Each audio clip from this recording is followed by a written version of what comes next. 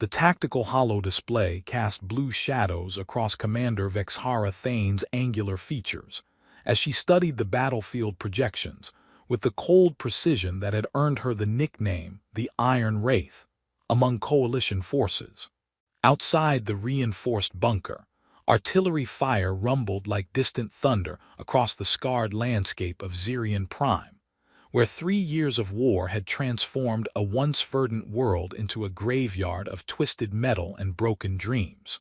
Sector 7 shows minimal Coalition presence, Major Kethvar reported, his voice carrying the efficient monotone that all Cathurian officers adopted when addressing their most feared commander.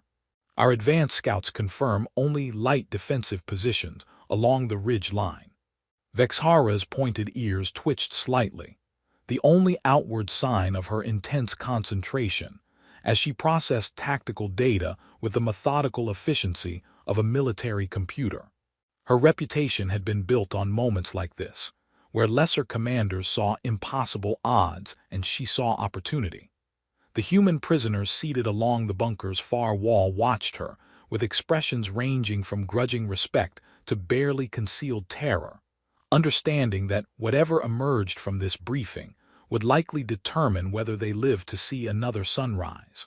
Intelligence reports suggest they're falling back to defensive positions around the mineral processing facility, Lieutenant Zalther added, highlighting sections of the holographic terrain with gestures that caused the display to shift and rotate. Estimated force strength is 2 companies, mostly infantry with limited armor support. Staff Sergeant Marcus Rivera shifted slightly in his restraints, studying the alien commander with the analytical eye of someone who had spent 15 years learning to read enemy intentions. Unlike his fellow prisoners, who focused on their own survival, Marcus found himself fascinated by the woman who held their fates in her hands.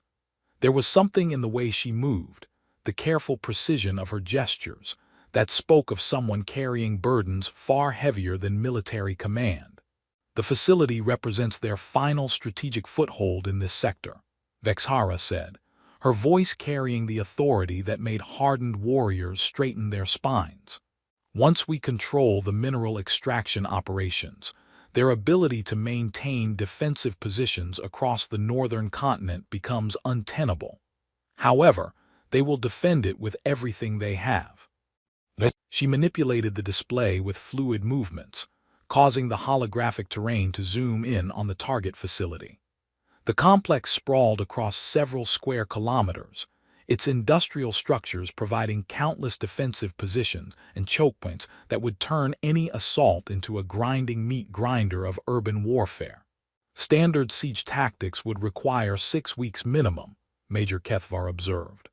Our supply lines are already stretched thin, and command is pushing for resolution within 10 days. Which is why we won't be using standard tactics, Vexhara replied, her tone carrying the particular edge that meant she had already formulated a plan that would terrify any reasonable person. We're going to take the facility in 72 hours, using a 3-pronged assault that will overwhelm their defensive capabilities before they can organize effective resistance. The silence that followed was the kind that preceded either brilliant victories or catastrophic disasters. Even the human prisoners leaned forward slightly, recognizing that they were about to witness either tactical genius or elaborate suicide. The first wave will be a feint against their southern perimeter, she continued, highlighting attack vectors with precise gestures. 2 battalions of mechanized infantry supported by armor elements. They'll make enough noise to convince the coalition defenders that this is our primary assault, drawing their reserves away from the actual target zones. Marcus watched her face as she spoke, noting the subtle micro-expressions that revealed the calculating mind behind those dark eyes. She wasn't just planning an attack, she was orchestrating a symphony of destruction with herself as the conductor.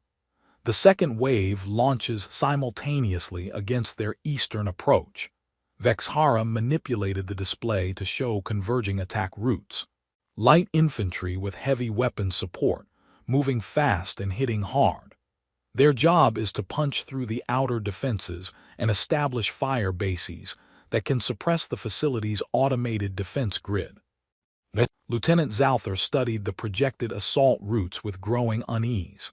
Commander, the casualty projections for these operations are acceptable within mission parameters. She cut him off with the finality that ended all arguments. The third wave is where we win this war. While their attention is focused on the feints, our elite assault teams will infiltrate through the underground maintenance tunnels and take the facility's command center from within. The tactical projection showed red arrows converging on the facility like the closing jaws of some vast predator. It was brilliant, audacious, and would almost certainly result in massive casualties on both sides. Marcus found himself admiring the ruthless efficiency of it even as he realized that many of his fellow soldiers would die in the next few days. Questions? Vexhara asked, though her tone made it clear that questioning her tactical decisions was not encouraged among her subordinates. The Cathurian officers exchanged glances but remained silent. The human prisoners sat in their restraints, processing the knowledge that they were about to witness one of the war's most decisive battles from the perspective of the enemy command structure. Marcus Rivera made a decision that would later seem either inspired or insane, depending on one's perspective. As Commander Vexhara concluded her briefing and prepared to dismiss her officers, he spoke into the tactical silence that filled the bunker. "You look wonderful today." The words hung in the air like a live grenade with its pin pulled. Every person in the bunker, Cathurian and human alike, turned to stare at the human prisoner, who had just interrupted their commander's battle briefing with what appeared to be a casual compliment. The artillery fire outside seemed to pause, as if the war itself had momentarily stopped to process this unprecedented breach of military protocol. Vexhara froze mid-gesture, her hand still extended toward the holodisplay controls. For 3 heartbeats, she remained perfectly still, her expression cycling through confusion, surprise, and something that might have been vulnerability before settling into the carefully neutral mask she wore like armor. "What did you say?" she asked quietly, her voice carrying a dangerous undertone that made her officers take an involuntary step backward. Marcus met her gaze steadily, recognizing that he had just crossed a line from which there might be no return. "I said you look wonderful today, Commander. Despite everything that's happening here, despite this war and all the death and destruction, there's something about the way you carry yourself, the way you care about your people's mission, that's genuinely beautiful." The bunker remained silent except for the distant rumble of warfare and the quiet hum of tactical equipment. Vexhara stared at the human prisoner, as if he had just spoken in an alien language that her translation protocols couldn't parse, her carefully maintained composure beginning to crack around the edges like ice under sudden pressure. The aftermath of Marcus's words rippled through the command bunker like shockwaves from a nearby explosion. Major Kethvar's hand moved instinctively toward his sidearm, unsure whether the human prisoner had just committed an act of psychological warfare or unprecedented stupidity. Lieutenant Zalther looked between his commander and the human with the expression of someone watching a natural disaster unfold in slow motion.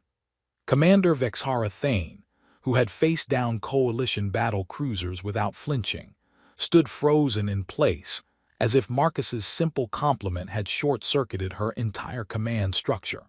Her pointed ears had flattened slightly against her skull, a gesture her officers recognized as extreme discomfort, though none had ever seen their unflappable commander display such obvious vulnerability. "Commander," Major Kethvar ventured cautiously, his voice carrying the tone of someone approaching a potentially unstable explosive device. Vexhara blinked rapidly, her dark eyes refocusing on her surroundings as if she had momentarily forgotten where she was. The carefully constructed mask of military authority slid back into place, but Marcus noticed the slight tremor in her hands before she clasped them behind her back with rigid precision. "Clear the bunker," she ordered, her voice carrying only the faintest hint of the uncertainty that had momentarily overwhelmed her. All personnel except the prisoner will report to their stations and prepare for operation commencement at 600 hours. The Cathurian officers exchanged confused glances. Standard protocol after prisoner interactions involved immediate debriefing and security assessments, not private interrogations that violated every regulation in their military handbook. "Commander, perhaps I should remain too," Lieutenant Zalther began. "That was not a suggestion, Lieutenant." Vexhara cut him off with the particular edge in her voice that had ended careers and occasionally lives. "Dismissed, all of you." The officers filed out with the reluctant efficiency of soldiers, who understood that questioning their commander's orders was a luxury they couldn't afford, regardless of how unusual those orders might be. The human prisoners were escorted back to their holding cells by guards who kept glancing over their shoulders, as if expecting their commander to countermand her instructions at any moment. Within minutes, the tactical bunker fell silent except for the quiet hum of monitoring equipment and the distant percussion of artillery fire. Vexhara stood motionless before the hollow display, her reflection ghost-like in the blue light as she processed what had just occurred with the same methodical analysis she applied to battlefield situations. "Why?" she asked finally, not turning to face Marcus. "Why what, Commander? Why did you?" She paused, as if the words themselves represented some kind of tactical minefield. "Why did you say that? What strategic advantage does complimenting your captor provide?" Marcus studied her profile, noting the rigid posture that spoke of someone maintaining control through sheer force of will. "It wasn't strategic. It was honest." "Honest?" She repeated the word as if it were a foreign concept requiring translation. "Honesty serves no tactical purpose in warfare. It provides no advantage, creates vulnerability, and compromises operational security." "Maybe that's the point," Marcus said quietly. "Maybe not everything has to be about tactical advantage." Vexhara finally turned to face him, her expression cycling between confusion and something that might have been curiosity. "You are a prisoner of war facing potential execution, and you choose to waste what could be your final words on pleasantries." "I chose to waste them on truth," Marcus corrected. "You do look wonderful today, Commander. Not in spite of this war, but because of how you handle it. I've watched you planning operations, making decisions that will save your soldiers' lives even when it costs you tactical advantage. There's something beautiful about someone who cares that much about their people." The words seemed to physically impact her, causing her to take an involuntary step backward. "You don't understand what you're saying. I am responsible for the deaths of thousands of your people. I have ordered strikes that wiped entire coalition units from existence. I am your enemy. You're a soldier doing her job, trying to protect her people in an impossible situation," Marcus replied. "That doesn't make you a monster, Commander. That makes you human." "I am not human," she said sharply, her pointed ears flicking forward in obvious agitation. "No, but you're person. And sometimes that's more important than what species you belong to."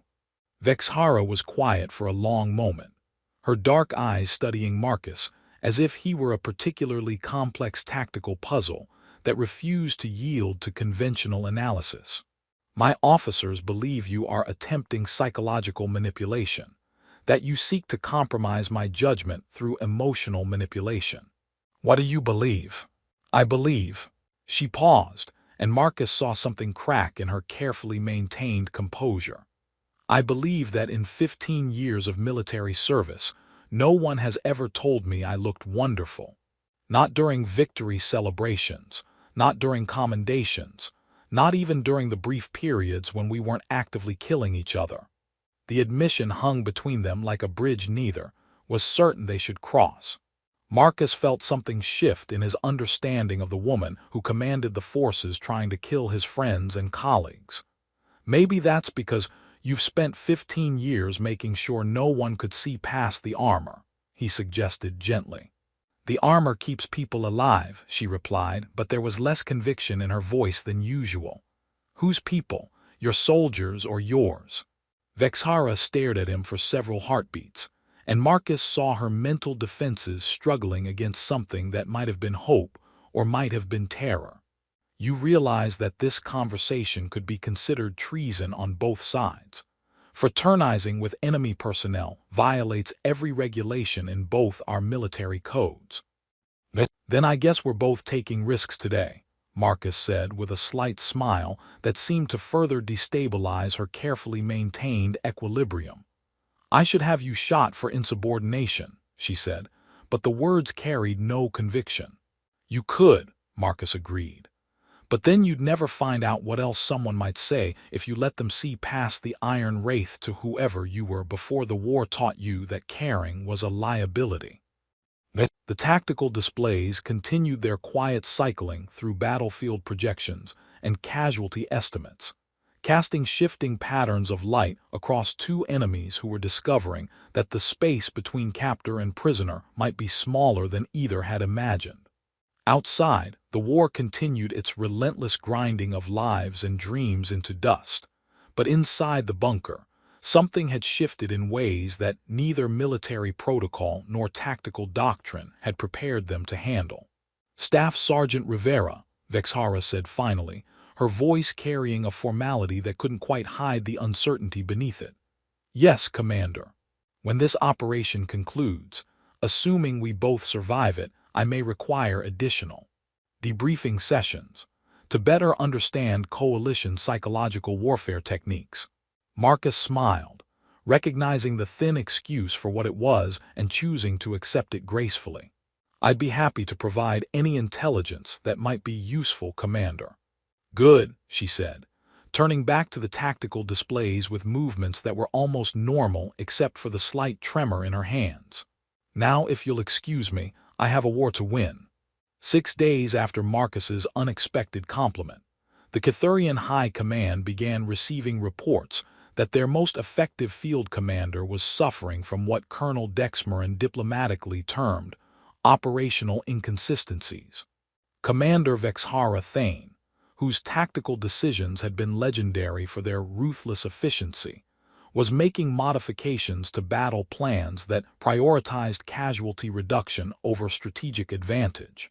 The mineral processing facility assault succeeded ahead of schedule, Major Kethvar reported during the morning briefing, his voice carrying confusion that he couldn't quite suppress.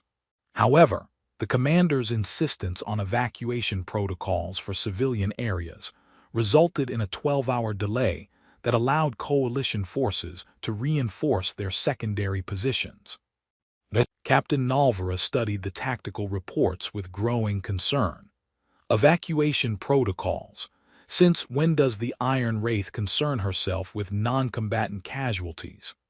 The question hung in the air like an accusation, though none of the assembled officers were willing to voice their suspicions directly. Questioning Commander Thane's judgment was career suicide, but ignoring the obvious changes in her behavior could result in strategic disasters that affected the entire war effort. Meanwhile, in the detention facility's interrogation wing, Marcus found himself granted unprecedented freedoms that violated every security protocol in the Cathurian military handbook. Instead of the cramped holding cells that housed other coalition prisoners, he had been transferred to quarters that resembled guest accommodations more than prison facilities. His restraints had been replaced with electronic monitoring devices that allowed him to move freely within designated areas of the compound. The other prisoners think you've turned collaborator, Corporal Janet Wang whispered during one of their brief supervised conversations. They're saying you're feeding intelligence to the alien commander. Marcus adjusted his monitoring device, aware that their conversation was almost certainly being recorded. I'm providing cultural consultation services, helping them understand coalition psychological warfare techniques. Wang's expression suggested she wasn't buying his. You've been reading our military philosophy texts, Vexhara observed during their afternoon session, gesturing toward the data pad Marcus had been studying. Most prisoners show no interest in understanding their captor's strategic thinking. Most prisoners don't get access to reading material that wasn't written by whoever designed your detention facilities, Marcus replied, settling into the chair across from her desk. Besides, I find Kithurian military theory fascinating. Your concept of honorable victory seems to incorporate elements that most human commanders would consider counterproductive, such as minimizing casualties among noncombatants, even when it compromises tactical advantage, providing medical aid to captured enemies, treating prisoners according to standards that exceed basic survival requirements. Marcus studied her expression, noting the slight flush that colored her cheeks. Your recent operational modifications suggest you're taking those philosophical principles more seriously than your reputation would suggest. Vexhara's pointed ears flattened against her skull, her tell for extreme discomfort. My operational decisions are based on strategic considerations that may not be immediately apparent to consultants with limited access to classified intelligence. Of course, Marcus agreed diplomatically. I'm sure your decision to evacuate civilian areas before the facility assault was purely tactical, just like your new protocols for prisoner medical care and your modifications to supply distribution that ensure captured coalition personnel receive the same rations as Kithurian soldiers. You are remarkably observant for someone supposedly providing cultural consultation, she said, her voice carrying a warning edge that didn't quite hide her embarrassment. I'm a soldier, Commander. I notice things. Like how you've been looking tired lately. Dark circles under your eyes, slight tremor in your left hand during stress situations, tendency to lose focus during briefings when you think no one's watching. Vexhara stiffened, her military posture reasserting itself like armor against unwanted scrutiny. My physical condition is not subject to prisoner evaluation. No, but your well-being is subject to the concern of someone who's come to care about what happens to you, Marcus said quietly. The words hit her like a physical blow, causing her to push back from her desk with enough force to send her chair rolling several inches. You cannot, we are not. This is inappropriate on multiple levels. Yes, it is, Marcus agreed. Completely inappropriate, violates every regulation either of our militaries has ever written. Could probably get us both court-martialed if the wrong people found out. Then why? Because inappropriate doesn't mean wrong, he interrupted gently. And because someone told you that you looked wonderful 6 days ago and you've been different ever since. Better different. Like you're remembering that there's a person underneath all that command authority. Vexhara stood abruptly, moving to the window that overlooked the compound's training areas where Kithurian soldiers conducted combat exercises with mechanical precision. I have responsibilities, duties that supersede personal considerations. My people depend on my judgment remaining unclouded by emotional complications. Your people depend on you making decisions that keep them alive, Marcus corrected, rising to stand beside her at the window. The way you've been modifying operations suggests you're finally figuring out the difference between tactical efficiency and actual leadership. Leadership requires sacrifice, she said, though her voice lacked its usual conviction. Sometimes it requires knowing what's worth sacrificing and what isn't. They stood in silence, watching soldiers drill in the courtyard below, while the weight of unspoken possibilities hung between them like a bridge neither was certain they should cross. My superiors have requested a meeting, Vexhara said finally. They have questions about my recent operational decisions, questions about why casualty rates in my sector have decreased while mission success rates have improved. Questions about why coalition prisoners under my command report treatment that exceeds standard protocols. Marcus felt something cold settle in his stomach. What kind of questions? The kind that suggest they believe I may be compromised by external influences, she replied, her reflection ghost-like in the window glass. The kind that could result in my removal from command and you're transferred to a facility where cultural consultation sessions are not standard protocol. And what will you tell them? Vexhara turned to face him, her dark eyes reflecting emotions she had spent 15 years learning to suppress. I will tell them that understanding one's enemy is essential to defeating them effectively. I will tell them that psychological warfare requires psychological insight. I will tell them whatever I need to tell them to ensure that both of us survive long enough to figure out what this is becoming. Marcus stepped closer, close enough to see the fine details of her alien features and the very human uncertainty in her expression. And what do you think this is becoming? Something that scares me more than any battle I've ever fought, she admitted quietly. Something that makes me question everything I thought I knew about duty, loyalty, and what it means to be strong. Maybe being scared isn't always a bad thing, Marcus suggested. Maybe it means you're finally fighting for something that actually matters. The afternoon sun slanted through the window, casting long shadows across the floor as two enemies stood closer than regulations permitted, discovering that some battles were worth losing if winning meant losing yourself in the process. The encrypted communique arrived at 3:47 hours, with the priority codes that meant someone's career was about to end badly. Colonel Dexmeron's holographic image materialized in Commander Vexhara's private quarters, with the expression of someone delivering a death sentence with military precision. Effective immediately, you will execute all coalition prisoners in your custody. His voice carried the cold authority that brooked no argument. Intelligence indicates an imminent rescue operation targeting your facility. We cannot allow strategic assets to be recovered by enemy forces. Vexhara stood at attention in her sleeping uniform, her mind racing through calculations that had nothing to do with tactical advantage. Sir, the prisoners have provided valuable intelligence regarding coalition operational doctrine. Their continued interrogation could yield additional strategic benefits. Their strategic value is superseded by security concerns, Dexmeron replied with a finality that ended military discussions. Execute the order within 6 hours. No exceptions, no delays. Confirm receipt and compliance. The hologram flickered out, leaving Vexhara alone in quarters that suddenly felt like a prison cell. She sank into her desk chair, staring at the execution orders that appeared on her personal terminal with the efficiency of military bureaucracy. 47 names, including Staff Sergeant Marcus Rivera, listed for immediate termination. For 15 years, she had followed orders without question, understanding that military efficiency required absolute obedience to command authority.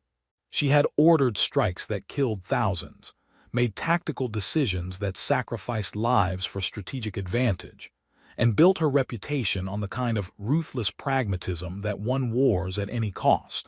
But sitting in her quarters at 400 hours, staring at Marcus's name on an execution list, Vexhara realized that something fundamental had changed in her understanding of what strength actually meant.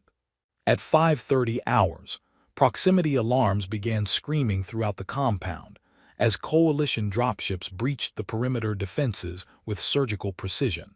The rescue operation unfolded exactly as intelligence had predicted, with human special forces moving through the facility's corridors like deadly ghosts, their movements coordinated with the kind of efficiency that suggested inside knowledge of security protocols. Vexhara found Marcus in his quarters, calmly reading a military philosophy text as explosions echoed through the compound around them. He looked up as she entered, noting her combat gear and the plasma rifle in her hands with the analytical calm of someone who had accepted that this moment was inevitable. "Rescue operation?" he asked quietly. "Your people are very punctual," she replied, though her voice carried none of the satisfaction a military commander should feel when predictions proved accurate. "And your orders regarding the prisoners?" Vexhara was quiet for a moment, listening to the sound of gunfire drawing closer as coalition forces fought their way through Kithurian defensive positions. "Immediate execution," No exceptions. Marcus nodded, understanding the tactical reality that made his death a strategic necessity from her command perspective. I want you to know that these past weeks, whatever this has been between us, it's been the most honest I've ever been with another person. Honest, she repeated the word that had become a recurring theme in their conversations. You taught me that honesty could be a form of strength rather than vulnerability. What will you do? Instead of answering, Vexhara moved to his door's control panel, entering the command codes that released his electronic restraints. You taught me something else, too. You taught me that some orders aren't worth following.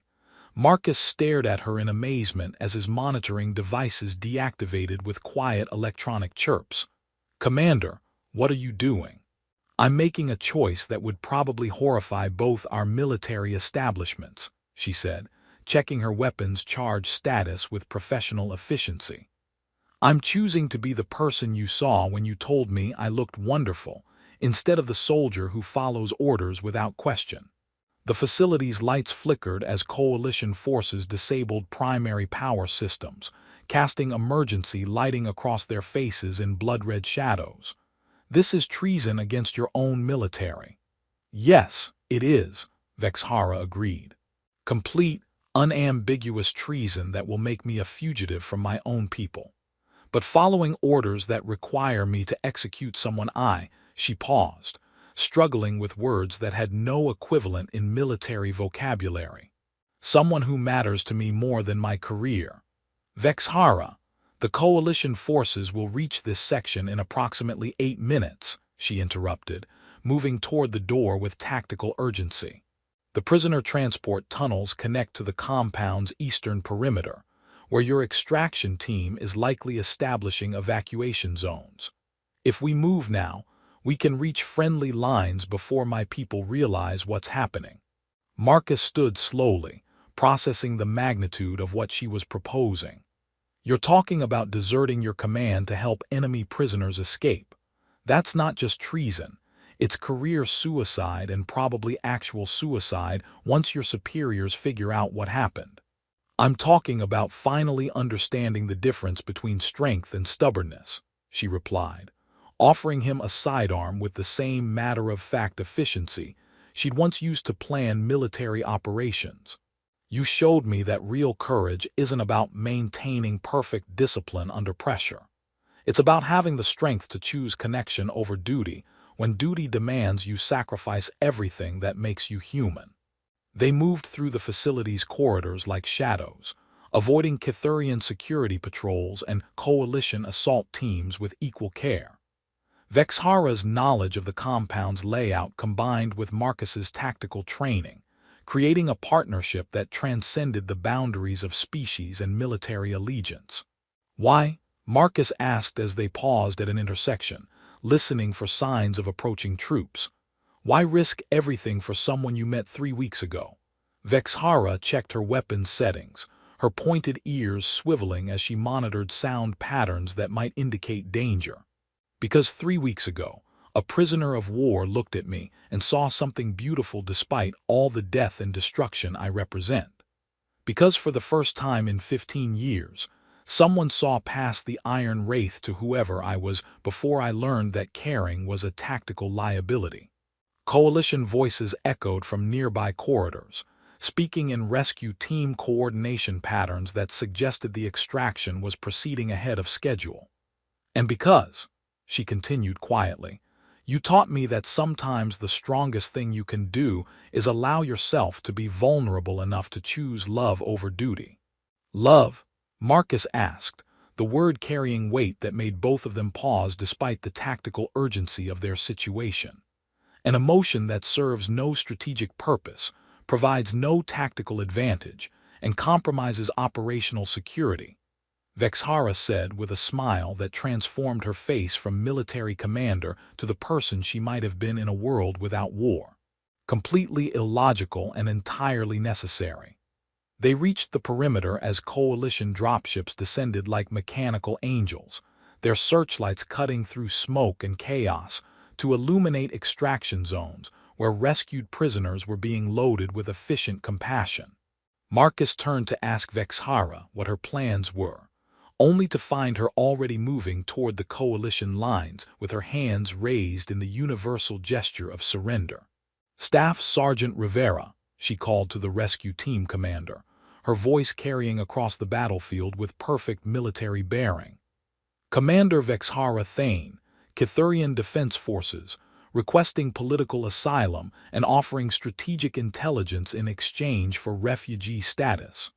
As coalition soldiers secured the perimeter and processed the unexpected defector, Marcus realized that his simple compliment 3 weeks ago had accomplished something that years of warfare couldn't achieve.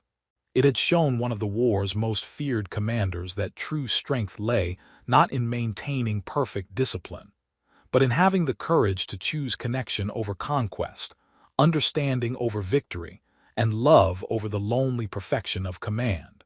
The dropship lifted off into Zirian Prime's dawn sky, carrying refugees and one former enemy commander toward an uncertain future that felt more like hope than either had experienced in years.